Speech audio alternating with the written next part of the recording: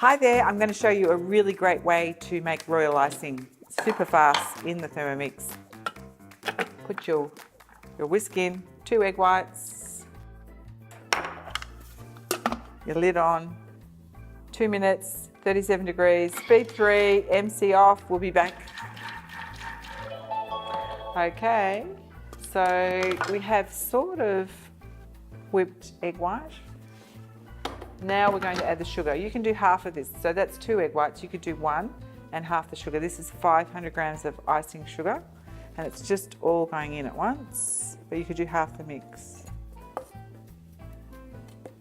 So this is like cement icing. And now we're going to beat it for a further 2 minutes on speed 3, and that is it. We're done. No heat.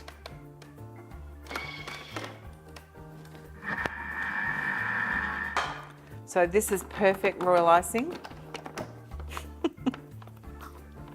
I can get the whisk out. It's so funny.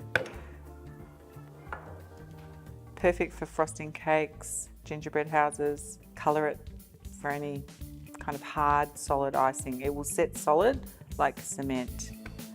So what we're going to do is put a wet tea towel over the top of it, and that will prevent it from getting any harder.